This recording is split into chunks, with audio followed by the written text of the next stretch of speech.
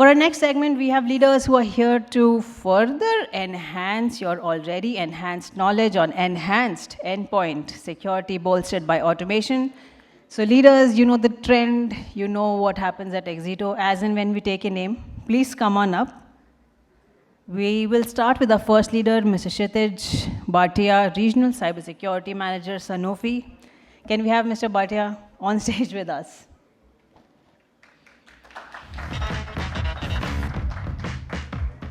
Batia sir, that was a very good question which you had put forward, we remember. So our question to you now is, not so easy, not so easy. You can sit and answer, not a problem at all. So, ladies and gentlemen, bolstering basically means to support, to encourage someone. So, in one line and one line only, who is that one person whose encouragement you will always remember and why? I think there's a lot of parameter into this. Like, there's a lot of, because no one is perfect, and you have to take good things from all the people around you. Wow. Right? So that's why it's all depend what good personality, what good feature you want to take it. So you take a good thing from all of people around you, not any particular one point that you focus on. And that's what happened in the cybersecurity also, is to be holistic approach. This is as detailed an answer that we could be expecting. Absolutely expected this sort of answer, sir. What an absolute pleasure to have you. Our next, thank you so much. Our next leader is Mr. Pramod, Khanna, Country Manager, India and SARC, Blackberry. Can we have Mr. Khanna on stage with us? And while Mr. Khanna comes in, sir, extra 3 seconds for you to come up with the answer to the same question. Right. The question is, your topic reads Enhanced Endpoint Security Bolstered by Automation. But we have a different question for you, sir. This is a trick question. The question is, what is it in one line that you did during the pandemic that gave you that extra glow and enhancement? No, there's no extra glow and enhancement, but yes, the pandemic actually brought up a lot of challenges for the customers and the enterprises, because when people started working from home, it was a big challenge for a lot of enterprises, because a lot of employees were using their own personal devices to access the application and data, and security from that perspective actually became a big challenge for most enterprises. But then they had to continue with their work, they had to continue, so they gave a relaxation, and that's where the endpoint security became a kind of critical for many organizations, because the perimeter got dissolved, and when the users are working from home, from different environment, securing the devices and securing all the applications became Khanna sir, very critical. as much as I would love to interrupt, this is an issue that happens with technically excellent leaders, is whenever I ask a question on life, they make it as technical as possible. Sir, what is it that you did? I would love for you to continue in the session. What is it, that one thing that you did which gave you this amazing fitness? That was what my question was. It's nothing specific as such. I mean, I just did a normal routine, exercise, a bit of it. Sir does not want to share his secrets. Sir, not a problem. Nothing specific. Fantastic answer, sir. We'd love for you to continue during our panel discussion. A big round of applause for Mr. Khanna. Absolute pleasure to have you with us. And of course, our moderator for the session, Mr. Sanjay Pugaonkar, the CISO of SBI Mutual Fund. Sanjay sir, same question to you. Who's that, in one line and one line only, who's that one person who's bolstering you will always remember, and why? My mother. Wow. Why mother bol diya, no further. Mother bol diya to sabko pata hi rahega. Ji ji ji. But specific answer, if I really wanted to give, you know, during the career time or during the education time, whenever I was facing a lot of issues, right? So that time was, it was very important, you know, to encourage someone to you. Otherwise, you will be in complete sorrow. Understood, so sir. It is and you always need a push from someone, right? So Agreed. that definitely I get from my mother. You mentioned mother and we understood the context. Beautiful. Leaders, stage is all yours. Thank you so much. So here we go with our esteemed panelist Shitij. Shitij is from Sanofi and Pramod is from Blackberry. So one is from the manufacturing sector, second the other one is from the technology arm. So I think the endpoint security, so everybody knows endpoint security. And it is the endpoint security bolstered with the AI/ML kind of technology. So everybody knows, right, what is that technology? Now the buzzwords are EDR, XDR, everywhere it is there, right? Or SASE, you can say. Now, what is that, right? So it's a journey. Antivirus started, the endpoint security is normally called as antivirus, right? So antivirus started long back and then it has evolved along and now we are at a EDR and XDR level. So these technologies are evolved over the period of time because of its requirements. So you all people must be knowing, right? The antivirus, वो जो data आता था, एक दिन में आता था, 2 दिन में आता था, you know, that days are completely gone now. And is the kind of technology that now is required is, you know, in a minutes or milliseconds, the action has to be decided and, you know, the protection has to be implemented. So this is what the context for this our today's discussion. And this first question I would like to ask to Shitij, you know, since he is from the manufacturing sector, how much adoption exists in the manufacturing sector? Because manufacturing sector there are a lot of legacy systems involved, and it is not so easy to implement the AI/ML kind of technologies in the manufacturing sector. So Shitij, I just want your views on that. What is the adoption ratio? How it is adopted? What are the challenges? Where you find really the difficulties in implementing this kind of technologies? Okay.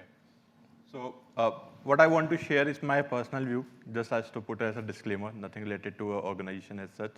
So if we see general manufacturing setup, we have two kind of systems, user system and a manufacturing system, right? User system, if we see, we are talking a lot about industrialization 4.0, digitization 4.0, and so on, the term that is being used in general. But when we talk about user systems in manufacturing setup, there's a lot of adoption. Talking about, I think there's a good presentation in the morning about EDR, XDR, and how AI and ML can be used on the endpoint to leverage the current threat detection system, what are the threats that we have on the system, how we can leverage this system to automate this threat to stop the system from connecting to the network and so on. But when we talk about manufacturing setup, the system connected to labs, system connected to some instrument, some processes like HPLC and different kind of systems. So when we talk about manufacturing, we can't automate as much as we can do it with the user system because there is a good manufacturing practice involved, there is a quality involved, there is a different regulation being involved, and as soon as we block the system, we have to file the deviation, you know, as a general process in any manufacturing setup. So adoption is there, but it's very slow if we talk about the OT system or if we talk about the manufacturing setup. But I think we are still evolving to see how we can involve this new technology, to see how we can enhance the process, how we can take vendors on board into this journey. So this is still evolving for the manufacturing setup, I can say. Great. And what about this regulatory? Is there any regulatory norms that are required? That is why it is actually restricting you to implement these technologies. Yeah, that's why it says, let's say example of X system and we detect some threat. If as any part of EDI, if it's a part of user system, it will automatically block the system connecting to network or block all the connection. But in manufacturing, you can't do this automation in place because as soon as system being blocked, all the production will stop. Production will stop, it will have a huge impact on the company as such, right? So in that case, I think adoption is there, but it's very slow to adopt because we need to evolve on the technology that is being used. Because I think in all the manufacturing setup, we still have a lot of legacy system and a lot of local vendor, global vendor which are still not adapted to the digitization, right? So when we talk about journey, it's a journey for all, not for one organization or for one sector. It's a journey combined to the digital world. Yeah. And the threat remains constant for even the manufacturing sector, or it's for me the financial sector.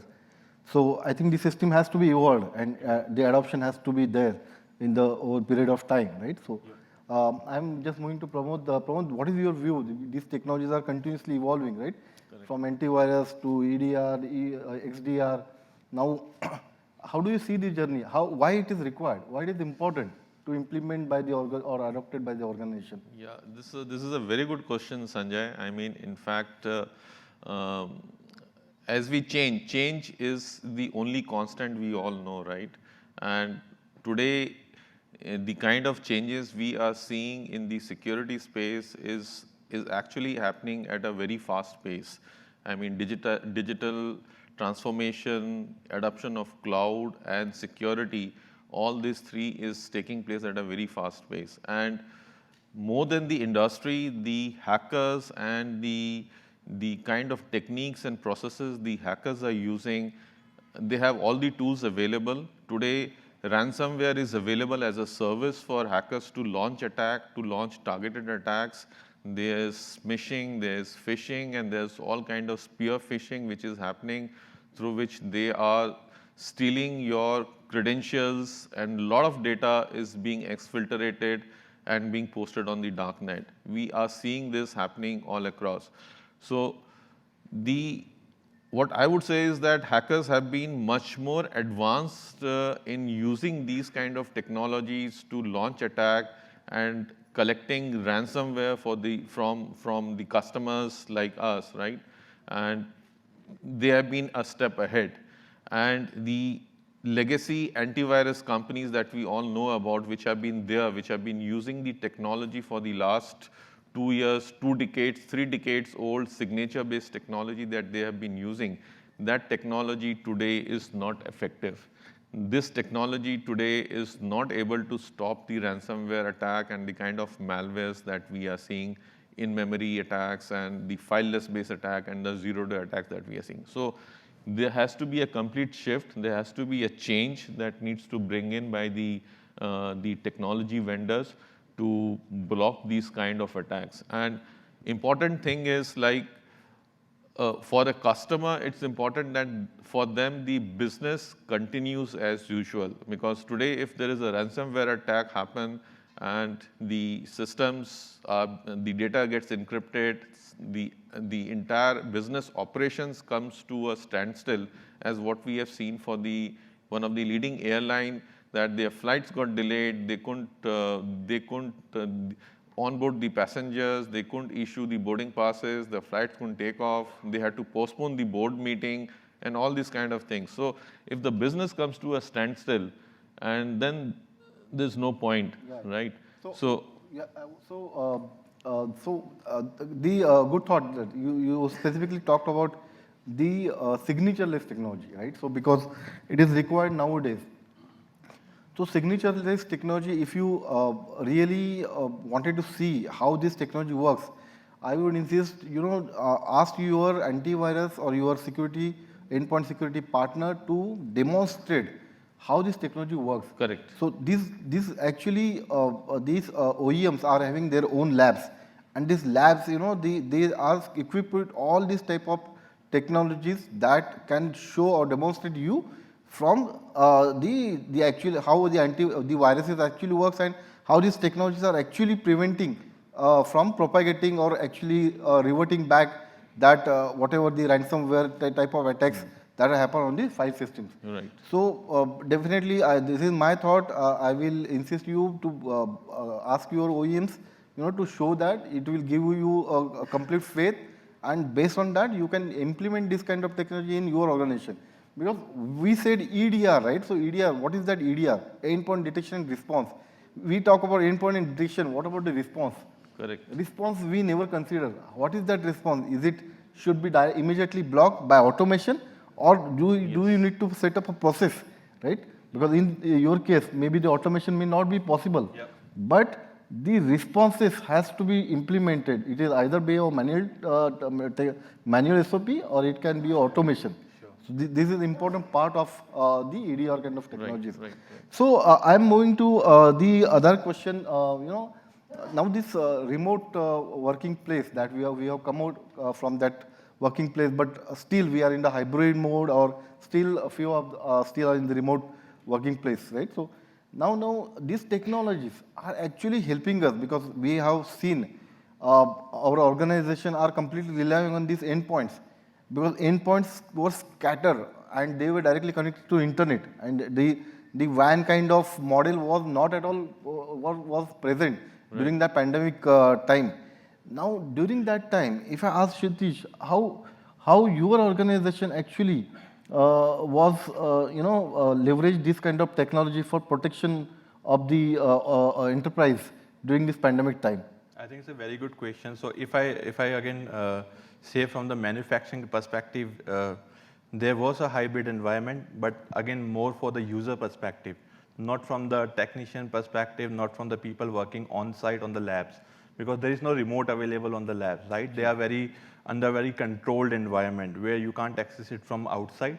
You have to go do anything that you want to upgrade or do any maintenance. You have to go and do it physically, right? Correct. So in that case, I think most of the manufacturing site was working 24/7 or maybe in the shift, where people are being allocated a different time zone that they can come to office and do the stuff on the system, and then they can go.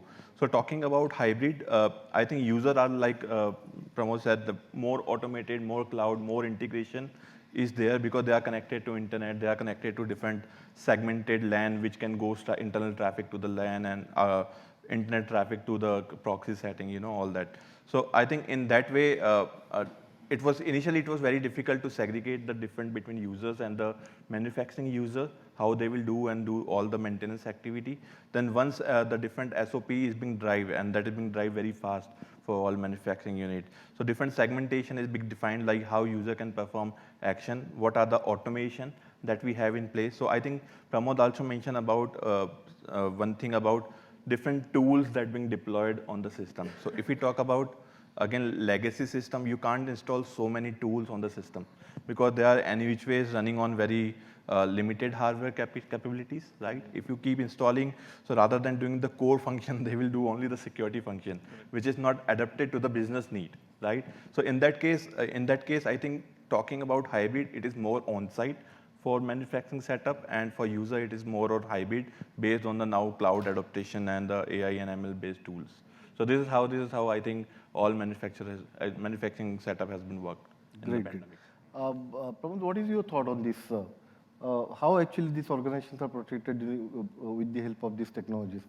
Because we were completely relying on these technologies that day, right? And now also, while we are coming out from this, but again, whenever this kind of requirement comes, we immediately think of the EDR kind of technologies. Correct. Right? Maybe, over the period of time, maybe we may talk about the XDR also. Correct. But what is your thought?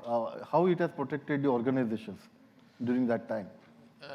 So I mean, organizations need to, CISOs and the security team and the IT team need to actually plan and have a strategy in place, because that's very important. Today, the concept of perimeter has completely dissolved. Last 3 years during the pandemic, what we have seen, people working from home, right, Sanjay, as what you are saying. So people are working from home, and it becomes important that each of these, and each of the user is probably the weakest link. And today also in the morning sessions also we heard that the human link is probably the weakest link, because you get a phishing email and there's an attachment, an employee clicks on that email and it gets entry to the malware into the organization. It's important that we have an awareness program running within the organization. People should be aware of these kind of phishing emails. There should be a continuous program that should make people aware, and the IT team and the CISO should have a complete strategy in place in terms of how to ensure that the servers, the edge points, the the other variables which the people are using are being secured and protected. So technologies are available, but the right technology, the right tool, having the right plan is probably important. And organizations who have deployed them in the right way, picking up the right tools and the right products, they have been able to secure themselves. I mean, OEMs, there are multiple technologies coming, but then adopting and deploying solutions in a point way, looking at gap solutions, point gap solutions is not going to help, because that's where the data is going to sit in silos. And if we can't have a contextual analysis and collate all data and have a real deep dive contextual analysis from all the edge devices and the Intel feeds that is coming from so many different OEMs, it's not possible to protect the organization. So having a single pane of glass, a single view, collating all the data from the different silos, removing the silos is probably important for organizations to think about having a clear-cut strategy on securing. I would like to add one point here, Yeah, what he said. So again, I'm from pharma background, so would like to give example from that background. So let's suppose if we have fever, so we call doctor online and we take online consultations, right? So that is the fever is not considered as critical in normal fever, right? But if you need to do some operation, you have to go on site and have to do the operation on site. Like doctor has to come to the operation theater and have to do all kind of operation that is would. So same happen in the manufacturing setup also. If system is critical, you can't do online consultation, right? If system is very critical, then you have to go to the theater and do all the practical thing to save that system. So that's how happened in the manufacturing setup also. So in that scenario, what he mentioned, I think based on the technology being used, based on the processes being deployed in the system, I think that's how it is being evolved in the future. Great thought. So, I mean, another point is that the kind of techniques and processes, what we are seeing in the security being used by the hackers has reached to such an advancement. There's so much of sophistication which we are seeing in the attacks that is happening today, that it is humanly impossible. There are almost like 400,000 malwares which are being detected on a daily basis. If artificial intelligence and machine language learning is not being used, you cannot create, no company can create signatures for these 400,000 malwares. How big an army you put up at the back end, you can't create signatures. So there has to be an extensive use by the technology vendors to ensure that there's a good level of automation that comes in and they block the prevention. Because today it's more important that we prevent the threat from executing in the environment. I mean, there's no point that the the breach has already happened, and then we are doing a firefighting in terms of containing that breach to minimize the losses that the organization can face. That's another challenge that we need to deal with. Yes, business has to go, there has to be business continuity plan being there in place. But what is important is that having proactive technologies where the prevention of threat itself is blocked in the first place itself. Great. So I think we can take a last question, considering the time limit. So Pramod, over to you. If we talk about this, the technologies which normally in the buzzword, right? So XDR. So the XDR kind of technology. So X stand for any unknown devices, right? Any of the devices that you can integrate. So now if you consider this XDR kind of technologies that you really wanted to bring into the organization or implement to the enterprises, how do you see this kind of technology really helping organization? You have SOC, you have perimeter security, you have endpoint detection, all the layers of security that you implemented. Now, again, we are talking about XDR. Why XDR? Exactly. So, I mean, everyone must have seen the kind of deployment in the technology space that has happened. I mean, SIM came into the picture, firewalls came into the picture, and antivirus solutions came into the picture. And as I talked in the morning, the security persons, they talked about defense in depth. So you have a firewall, you have a IPS, you have IDS being put up in the in your perimeter security, and then you have the antivirus and other solutions being put up at the endpoint. But that approach today is actually not helping the customer. You have a SIEM installed. There is a lack of security personnels, trained security personnels in the marketplace. People have invested in technology, but people are not able to use them. They are not able to analyze them. And that's where the XDR and MDR. XDR stands for Extended Detection and Response. MDR is the next level where the technology vendor comes in and manage the entire operation for you, right? So security, you cannot look at security in an isolated sense that, okay, my perimeter is secured through firewall, IPS and IDS and all other things that I have put in, and my endpoint, I just put up a antivirus and that's going to work. Zero trust has come into the picture. We had a session in the morning. Organizations need to look at zero trust, how to ensure that the access to the enterprise network is being secured and segmented, and right person gets the right access to the particular application. So one has to look at the complete holistic picture. Until unless that happens, security, there will be breaches. And there will be loss in business, there will be disruption in business that will happen. So through XDR, MDR, where the network, the endpoint, the data center, everything comes into the picture, and it's a kind of either the customer does it on its own through their own SOC, or they outsource it to a technology vendor who manages it for them. It is critical because it is important that you have augmented services from a specialist SOC service provider. Building up your own SOC is fine. You can invest in technology, build up your own SOC, but then if you don't have skilled resources, I mean, you are not able to use the technology. I completely agree, and we are being the leaders of the in the enterprises, managing the security. The senior management are actually relying on us. If you really wanted to see this XDR technology, how it works, I always talk about the CISO dashboard. If you really wanted to see the CISO dashboard, the XDR kind of technology is much important to adopt.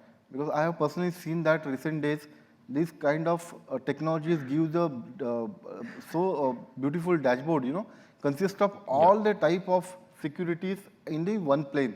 So you say endpoint, you say network, you say firewall, you say any of the extended devices, you will see all this information in a single plane. So I think the XDR is kind of technology that has to be adopted in a recent day. That is the message I wanted to pass to all the leaders. We have 1 minute left for the question answers. If any questions to my colleagues or me, just let me know. Lovely audience members, we have time for just one question. So we'll take in the first person who raises their hand. Okay, there is no fantastic, question. yeah. So thank you panelists. No, there's one. There is one question. There's question? There's one Yeah. question. So I have a very, I think everybody, it's a very common question. Let's come to the question directly. Certain sends out the IOCs time to time. Correct. For I think all the organizations to the CISOs and the security heads. So what is the ideal way, or what we have to do actually for the IOCs? Because every security vendor claims they have the very good threat intel database in the world, and they have all the details of those IOCs in terms of IP address, URLs, hash values and all. So, but these guys ask the compliance. वो लोग mail में डालता है कि kindly ensure the compliance. So you will have to make a Excel sheet and reply them back that we are safe. So where all in all technologies I will have to block this firewall or IDR or antivirus, or where I will have to, do all these things and reply back. I understand. Should I even do it or not? You are from which organization? Sorry? I am from the Aprava Energy Private Limited. It's a power sector company. So actually, everyone must be facing this kind of issue, challenges, right?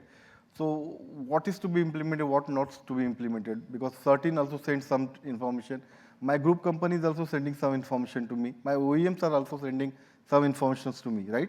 Now, what is the challenge? What to be implemented? The answer for our kind of organization, we have to adopt everything that is received, because threat, there is no limitation to the threat. Threat can come from any of the sources. Now, how can we implement it? How the team is ready for that? How my IT team is actually going to implement that? How I'm going to track it? What is implemented? What is not implemented? What is applicable for my infrastructure?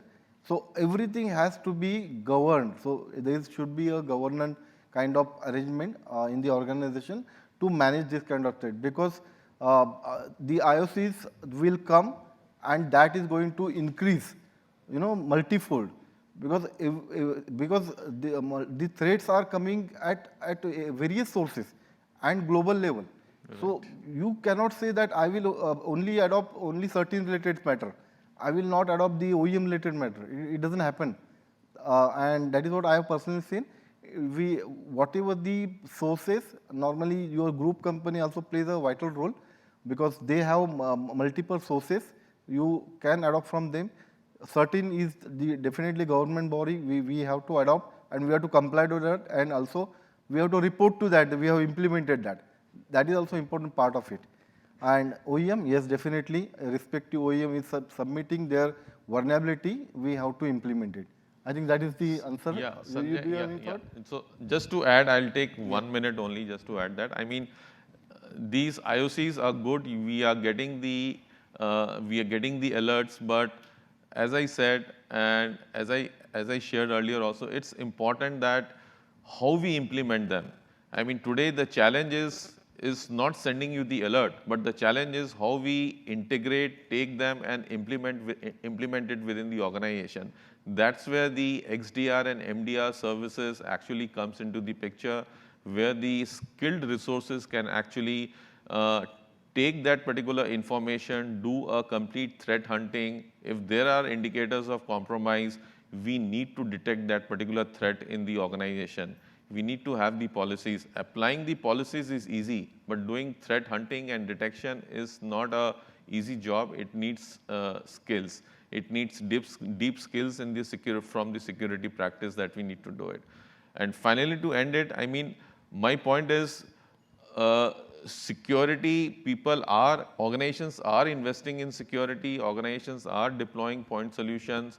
So there is a defense in depth which is actually happening. This defense in depth should not become an expense in depth. I'll repeat, it should not become an expense in depth. Let's look at a holistic view from the security, deploy solutions which will give you a complete single pane of view, glass view. And rather than having expense in depth, actually we should have a defense in depth in place. Fantastic answer. Thank you so much. And to the gentleman who asked the question, my God, there was so much pain in your voice, and I could see our leaders, because I'm standing closest to them, I could see the pain in their eyes as well. Fantastic question, and thank you so much for the answers. What a session that was. Ladies and gentlemen, a big round of applause for our amazing leaders. Fantastic session. Thank you so much.